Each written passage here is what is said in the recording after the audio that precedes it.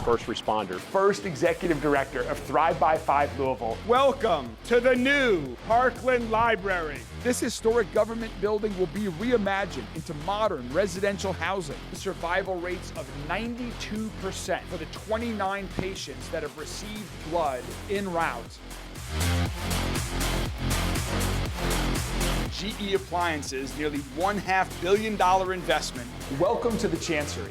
We're here in one of 34 units of new affordable housing. You test it real quickly before you put on the, okay. The pothole blitz has started. I'm so excited to be here to open this new, huge Algonquin Park pool. Safe Louisville takes a new, coordinated, multifaceted approach to work together to prevent violent crime from happening in the first place. We are moving forward with the community commitment, Louisville's consent decree. We are making great progress on the reimagination of the Belvedere. At Louisville Metro Government, we're working hard, and we're seeing such great positive momentum in every corner of our city. But I want to be very clear that we are just getting started. Wonderful way to start the morning with the reflection back on the past 2.5 years of hard work by 5,000 hardworking men and women that make up Louisville Metro Government. And I am so proud every day to start my day as mayor of Louisville. It is without a doubt one of the most challenging things I have ever done in my life, but it is also the most rewarding thing to see the progress that we have made. And so whether it's starting my day like I did today, running a 5K with the new police recruits that are in the academy getting ready to serve our community, in public service through LMPD, or whether my first day is a coffee with a constituent or coming straight to the office to get hard at work, every day we are making great progress. It's been an incredibly busy summer, but that's just par for the course because it has been an incredibly busy 2.5 years since I became mayor. And since day one, even before my colleagues and I took these offices that we're currently in, we have been working hard to lay the groundwork to make Louisville a safer, stronger, and healthier city. And now, as you briefly saw in that short video, thanks to 2.5 years of working hard, thinking big, and getting projects done, we are seeing amazing progress all across our city. Momentum that you can truly see and feel in every neighborhood. So today, as we start to approach the end of summer, as families start to get back to school, we thought it was an appropriate time to update the entire city on some of the progress that we have made on some of our highest priorities. And as you have heard me talk about many times, our highest priority is improving public safety. And 2.5 years in, I am proud to report that we have made Louisville safer. Homicides and shootings have gone down since 2022. And this year, homicides and shootings are down over 30% compared to last year alone. Carjackings, aggravated assaults, and robberies are all down too. And this progress doesn't just happen. It's the result of tireless work, collaboration, and innovation, all of which is part of our Safe Louisville plan. LMPD Police Chief Paul Humphrey and his team are hard at work every day, implementing their 2025 crime reduction plan. And it's working. LMPD has also established its first non-fatal shooting squad to clear more cases and prevent violent crime from happening. We have innovative Metro government programs like our Crisis Call Diversion program that's given our officers more time to focus on violent crime. And we've been stepping up our efforts to collaborate with other local, state, and federal partners to crack down on violent crime. Initiatives like our Prohibited Firearms Possessive initiatives that prosecutes repeat gun offenders more thoroughly, and our Gun Violence Task Force, which is getting violent felons off of our streets. We announced our Critical Infrastructure Task Force last year, and we've already received many tips that have led to multiple arrests to protect our critical infrastructure throughout the entire city. In 2024, more cars were seized for street racing than in any previous year, and now instances of street takeovers have decreased dramatically. Another way that we prioritize public safety is investing in our team and giving them the resources that they need to be successful. Like the Summit Wellness Center, a nationally recognized facility for our public safety professionals that has significantly reduced the amount of time missed due to injury and improved physical and mental health of our first responders. We've also invested more in cameras at our parks and other city properties, license plate readers all across the city. We have more staff and enforcement activities at our ABC to help reduce nuisances and unsafe conditions. They've done a great job. We have new fire engines, a truck, and building improvements at 4 firehouses with Metro Council's support. And new contracts for police safety professionals, including the single largest pay raise in Louisville Fire Department history. And our new budget that we just passed doubles down on those investments, including funding for the first new firehouse in 15 years and a new first responder drone program.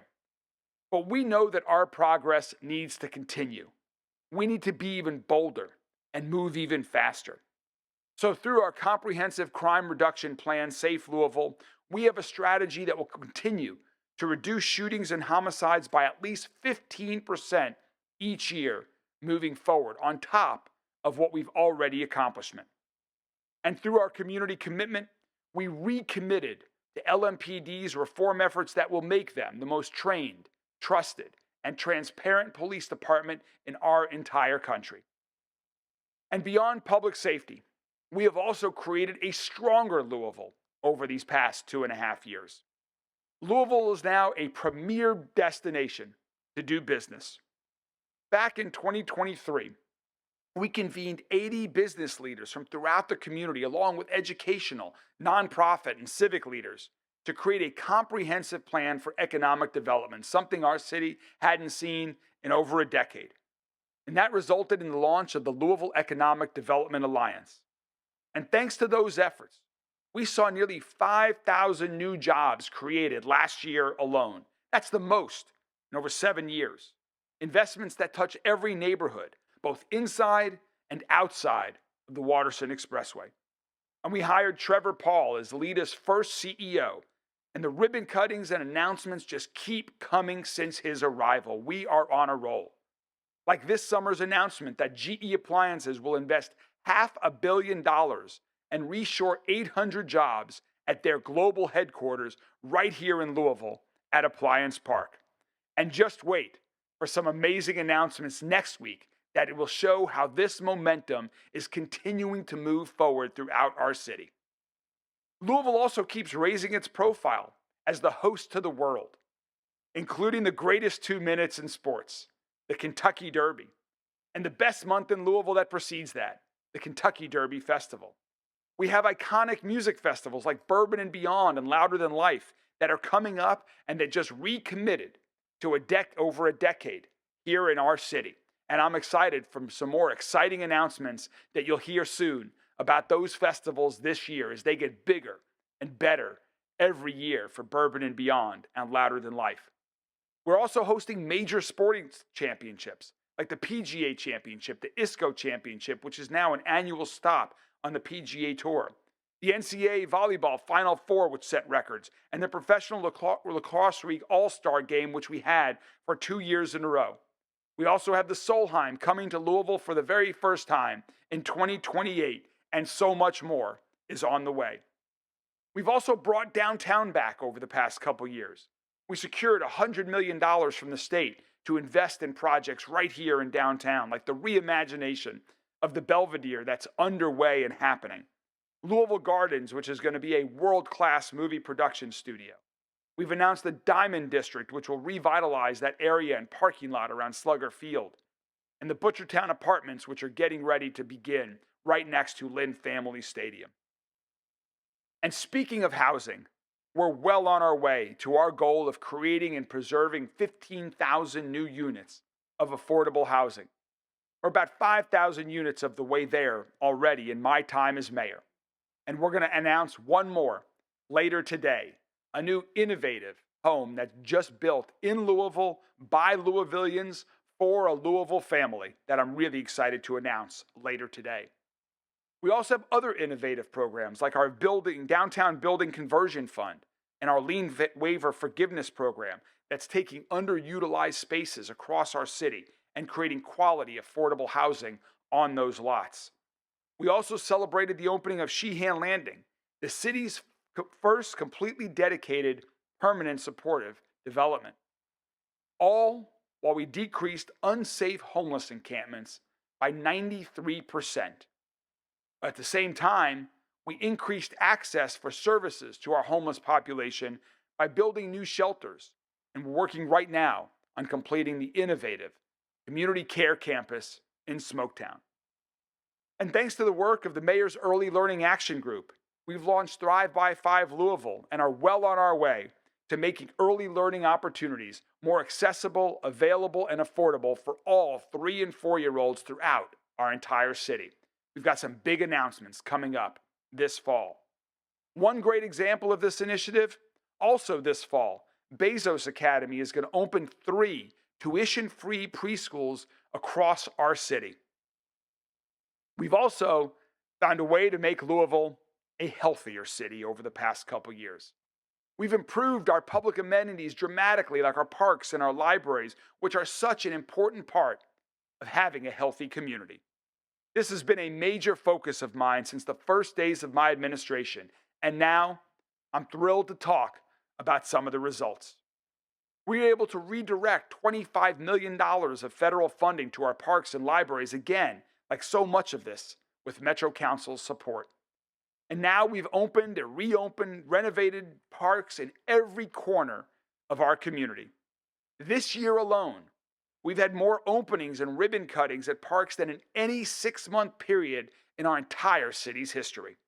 Like the new Nick Rodman Legacy Park that we opened earlier this summer in the South End. The world-class pool, I call it a water park, that we've opened at Algonquin Park in the West End. And Playport, which opened earlier this year as part of Waterfront Park's westward expansion. We've also improved accessibilities at playgrounds, upgraded restrooms, added cameras, lights, free Wi-Fi, walking trails, tennis courts, pickleball courts all over the place, and even started our new park ranger program to improve the safety in every one of our Louisville Metro parks. We're also building, rebuilding, and improving libraries all across the city. Like the Parkland Library, which reopened earlier this year after being closed for nearly 4 decades. And while we're making our downtown healthier, safer, and more walkable through projects like the Reimagining 9th Street project, which we've already just started work on, converting one-way streets into 2-way street conversions to make our streets and neighborhood safer and better. And the Nulu Streetscape, which was funded for over a decade, and we are finally getting completed this fall. A healthier downtown also means more greenscapes, like the Traeger Microforest, which has opened this summer, and Lumed Commons, which broke ground earlier this year and will be completed this fall. We're also seeing more high-quality healthcare being offered all across our city. From West Louisville, where Norton opened the first new hospital in over 150 years, out east in J-Town, where they've announced a new children's health care campus. And a few months ago, our own Louisville Metro EMS became the first EMS in the state of Kentucky, one of only about 1% nationwide, to provide blood to patients in the field. That initiative is already saving lives, just like we provided an update on last week. Well, friends, this is just a snapshot of everything that we have going on all across our city. I know that was a lot. Each item by itself is a big deal. Together, we're talking about transformative work. We are truly transforming our city. Still, there is so much work to do. There is so much work ahead of us to make Louisville even safer, even stronger, and even healthier. We need to be even bolder, to move even faster. But I just want to once again thank my 5,000 colleagues that make up Louisville Metro government that are doing this hard work every day to keep moving Louisville forward in this new direction. It is an incredibly exciting time to be in Louisville. Today, my website has been updated to make it easier for the entire community to learn about all of this progress. And another great way to keep in touch with everything that's going on and to learn about the work that's going on all across our city is to follow along on social media. Please follow along on any one of the major social media platforms to keep abreast of what's going on in our city throughout Louisville Metro government. And in addition to all the happenings that we post about every day, each week I'll continue posting the Mayor's Minute, which has a recap of some of the biggest things we've accomplished during the week. So I'm really proud of the work that's been done over the past couple of years, and I'm even more excited about what's in store as we keep moving faster into the future to make Louisville even safer, stronger, and healthier. Now, before I take some questions from members of the media, I want to have a couple of other quick updates on some things that are to report. First, some amazing news from the Louisville Free Public Library. This past weekend marked the end of the annual summer reading program.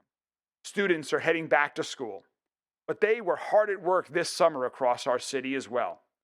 At last count, 26,600 children and teens completed the program in Louisville, reading more than 400,000 books. That's the largest numbers of students that we've seen participate in our summer reading program since 2017. I just want to reiterate that our libraries are such an amazing resource. I'm excited about the new projects that are going on, and I'm excited about what's going on in every one of our 18 libraries. And that's why my team has been working hard with Barbara Sexton Smith and her team at the Louisville Free Public Library, and why we keep investing in them as such a high priority. I'm glad what impact our library team has made working with those 26,000 kids this summer, and I know it will make a positive impact in their lives for so much time to come. And also, one more update. We've heard a lot of community interest in making improvements to Champions Park. Champions Park is that park right there at the corner of River Road and Zorn Avenue. And alongside Champions Park, there's some other city-owned properties and some other things we've heard about from constituents over the years. So our Office of Planning is going to get feedback from the community on potential uses for that area. We're going to listen to the community before we begin the planning for what's next in and around Champions Park and River Road. We're going to open a survey that will be posted online, and we're going to host 2 public meetings that I want to invite the community to join us at. One is on August 11th at Lynn Family Practice Facility right there on River Road, and another is August 13th, just up the street at Locust Grove. I hope people from the community will join us. You can find out more on our website. Both of those will be on August 11th and 13th from 6 to 8 p.m., and more information can be found online. We look forward to hearing from the community as we begin to plan the next chapter for Champions Park, and as we begin to plan even more projects for the coming years all across our city. Thank you all very much, and I'm happy to take any questions from members of the media. I just wanted to talk about some of the things you mentioned. You mentioned the Belvedere projects. According to the last change work order, it looks like the design phase alone is going to cost like $16 million. I know there's a higher price tag for the final construction. Can you just explain again to the public why it's important for the city to invest so much tax dollars in a project like this? Sure. So the Belvedere is located right in the heart of our city, right at 5th and Main Street, overlooking the Ohio River, right just behind the Kentucky Center for the Performing Arts, east of the Muhammad Ali Center, and over Interstate 64. So it's important for a lot of reasons. First, the Belvedere is a 50-year-old property that is basically crumbling concrete. I invite anyone to check it out today, and you will see that's exactly what it is. So first and foremost, we have a safety issue. We have a 50-year-old structure that spans an interstate where hundreds of thousands of cars drive by, also over a very large parking garage that serves so much of our downtown. So regardless of what we do, we need to fix this property. We need to ensure that it is safe for everyone that enjoys the Belvedere for the next 50 years, but also for everyone that is under the Belvedere, that drives under the Belvedere, that parks under the Belvedere. So much of the work is structural work that needs to be done regardless of what happens. While we're doing this work, we have a unique opportunity to create a world-class destination for all Louisvillians, to bring us together right in the heart of our city and downtown, to be a catalyst for even more downtown activity, but also as an icon, as a destination for our entire country and world when they come to Louisville. Another reason to come to our great city. So we're working hard on that project right now. The design is progressing as we speak. And we're excited to share the latest plans of what the Belvedere will look like, what the final budget is, and all of that later this fall. But again, safety is really coming first in our planning. The more we got into this project, the more we realized that we need to do something to ensure it is safe for everyone underneath and on top of the Belvedere.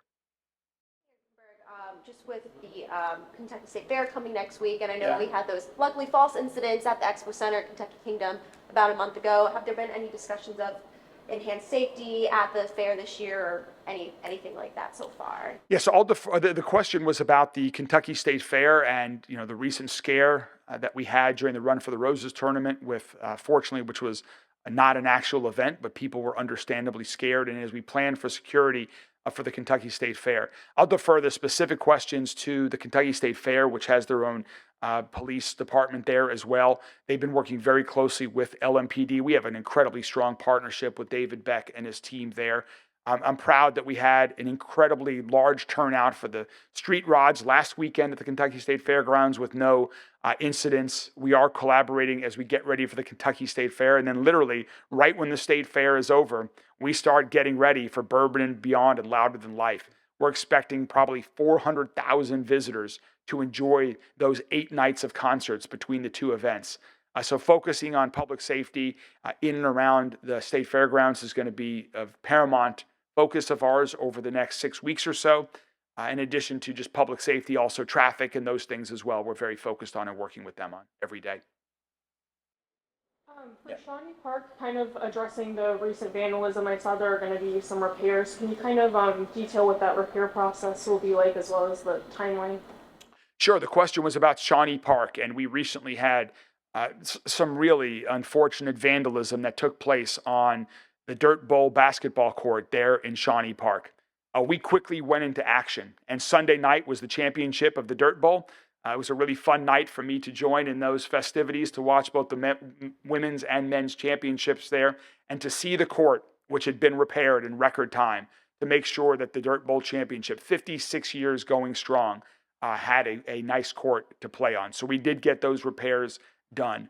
Moving forward, we need a more permanent solution to ensure that people who are playing basketball are who are on the court, and that there aren't vehicles or other things that can cause damage. So we're working on some longer term solutions right now, and so we'll have those soon. But I do want to talk about safety in our park, because that's an area where we have made tremendous progress. One of the things I mentioned is we've added so many new lights. We've added more cameras. We've added license plate readers, and we now have a park ranger program that we're working to grow, so we can have more park rangers to ensure all of our parks are safe, make people feel comfortable there as well, and also to prevent any things like this from happening in the future. But cameras and community information is very helpful. If people have information on what happened there, on who was responsible, we encourage them to call anonymously 574 LMPD, because those individuals should be held accountable for that action.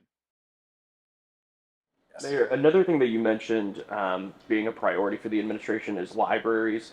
I'm just wondering, with the talks and the proposals around Mid-City Mall, what the administration is doing or can do to be proactive about finding a new home for the Highland Shelby Park Library. Sure. The question was about our priority of libraries, and there's been some recent media coverage of some potential plans for transformation of the Mid-City Mall property, where currently we have a Highlands Library branch, and how that would play into any future developments there. I would love to see a new development that happens at Mid-City Mall to include a new library there. And so we have not yet had any discussions. A lot of the recent media attention was surrounding a filing that was made in zoning before that group had conversations with the city. But we're looking forward to having conversations with them or any other new partner that is looking to do something at Mid-City Mall. And we're going to be encouraging them to include a library as part of that development, particularly if they're seeking city incentives for that. If it's not in that location, we need to make sure that the Highlands has a library location that is a well-utilized library. I know it's a community that enjoys having its library, and so we'll make sure that there is an even better replacement than what is there now, if and when a new project happens. Community idea, I guess, and our idea coming from the community about repurposing the old Shelby Park Community Center, which would obviously need a bit of renovation Yes. And a little bit of repair. I mean, is that something that you all have thought about or looked at any numbers on? So the question was about the Shelby Park Library building as well. One of the things, we have so many historical gems in our city. We've got great historical parks. We also have historical Carnegie Library buildings in our community that you see in different parts of our city. And one of them is located right at Shelby Park, a beautiful building right there that is currently not really being used. It has a couple of activities every now and then, but for all intents and purposes, it does not have a current use. And so we've been listening to the community about ideas. I would love to reimagine the next chapter of that great historic library building into something special. I've heard several good ideas. The question is, what is a model that works economically into the future for that? Is it a library? Is it another type of center? Is it home to something else? We're listening to lots of different ideas. But I would like to have a new plan for that building because it is a historic gem. Shelby Park is a wonderful neighborhood, and I hope in the not too distant future we can continue. We've been doing a lot of community listening. We'll do more, and then we'll ultimately come out with some plans. Mayor, what's the status of the LMPD headquarters building? You still scheduled to move in sometime this summer, and do you know yet what the final cost is going to be? So the question is about the timeline for the LMPD headquarters building. Summer ends officially what? September 21st, is that right? We will be within days of the official end of summer when the move-in happens. So stay tuned, but I'm very excited for our police chief and his team and many of his colleagues to move into the first phase of the renovation of the LMPD headquarters by the end of September. We'll have plenty of announcements. We'll be inviting the media in to see the new project. And I'm really excited about that. In terms of budgets, we'll have to get back to you on what the latest budget numbers are. I don't recall those off the top of my head, so we'll get back to you on what the latest were. But I know we recently sent those out. Nothing has changed since that last update, but we'll get that to you. Any more questions, guys? With the recently announced Newburgh grants kind of focused on crime reduction, can you talk a little bit about what the crime statistics were showing and why that specific neighborhood is being prioritized over others? And also just share a little bit about how this contributes to the safer Louisville. Sure. So the question was about the Newburgh neighborhood in particular. So the question was about the Newburgh neighborhood and our focus on that community and overall some of our crime statistics. And I'm also excited that this weekend happens to be Newburgh Day. So there's going to be a great festival Friday night, a parade Saturday morning, lots of activities Saturday. I encourage people to join me out there. Councilwoman Barbara Shanklin has been working hard on some exciting events out in Newburgh.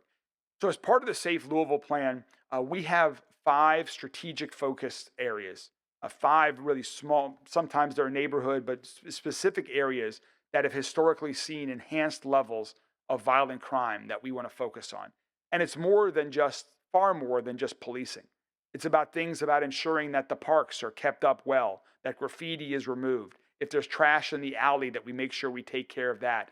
A holistic approach where we can use every resource at Metro government's disposal to improve the quality of neighborhood and reduce the amount of violent crime, to improve public safety. And so that's one of the areas that we have been focused on. And I'm proud to report that citywide, as I mentioned, homicides and non-fatal shootings are down over 30% this year alone, as of the most recent report that I saw yesterday morning. And other violent crimes as well are also down. So that is progress we should all be proud of, but it's nothing to celebrate. There is still too much violent crime, and we have to continue doing what we're doing because it's working, but we have to do more. We have to implement new strategies and move even faster. Any one violent crime is too much, and we are committed to doing everything we can to continue to improve public safety throughout our city.